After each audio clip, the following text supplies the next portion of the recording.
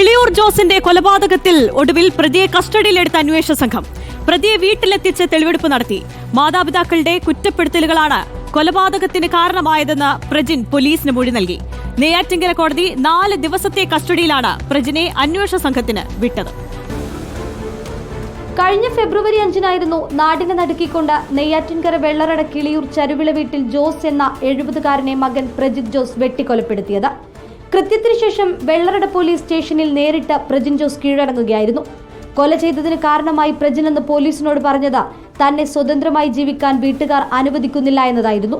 പ്രതിയുടെ അറസ്റ്റ് രേഖപ്പെടുത്തി 6-ാം തീയതി അന്വേഷണ സംഘം നെയ്യാറ്റിൻകര 1-ാം ക്ലാസ് മജിസ്ട്രേറ്റ് കോടതിയിൽ പ്രജിനെ ഹാജരാക്കുകയും തുടർന്ന് കോടതി ഇയാളെ റിമാൻഡും ചെയ്തു. എന്നാൽ കൃത്യം നടത്തി 23 ദിവസങ്ങൾക്ക് ശേഷമാണ് അന്വേഷണ സംഘം പ്രതിയെ കസ്റ്റഡിയിലെടുത്തതും വീട്ടിലെത്തിച്ച തെളിവെടുപ്പ് നടത്തിയതും. സാത്താൻ സേവ അടക്കമുള്ള ദുരൂഹതകൾ നിറഞ്ഞ കേസിൽ അന്വേഷണ സംഘത്തിന് അസ്വാഭാവികമായി യാതൊന്നും തന്നെ കണ്ടെത്താൻ കഴിഞ്ഞില്ല എന്നാണ് നെയ്യാറ്റിൻകര ഡിവൈഎസ്പി ഷാജി പറയുന്നത്. മാനസികമായിട്ട് ഒരു വ്യത്യസ്തതയുമില്ല, നല്ല രീതിയിലുള്ള എല്ലാ കാര്യങ്ങളും അറിയാവുന്ന ആളുകൾ ഒന്നുമില്ല. ഇതുവരെ നമുക്ക് അന്വേഷണത്തിൽ അങ്ങനെയൊന്നും ബോധ്യപ്പെട്ടിട്ടില്ല. എപ്പോഴും വഴക്കുണ്ടാവാറുണ്ടായിരുന്നു എന്നുള്ളത് പറയുന്നുള്ളൂ. നമ്മൾ അന്വേഷണത്തിനും അങ്ങനെ ബോധ്യപ്പെട്ടിട്ടുള്ളൂ.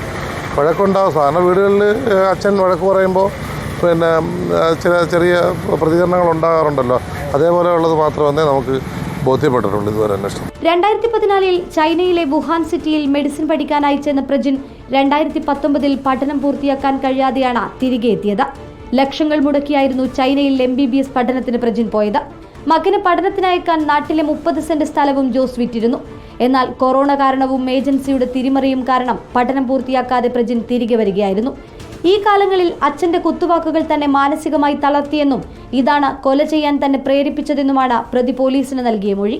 അതേസമയം 4 ദിവസത്തെ കസ്റ്റഡിയിൽ ലഭിച്ച പ്രജിനെ Neyyattinkara DYSP Shaji, Vellarada CI Prasad, Marayamuttom CI Dhanapalan എന്നീ ഉദ്യോഗസ്ഥരുടെ നേതൃത്വത്തിലായിരുന്നു വെള്ളറട കിളിയൂരിലെ വീട്ടിലെത്തിച്ച തെളിവെടുപ്പ് നടത്തിയത്.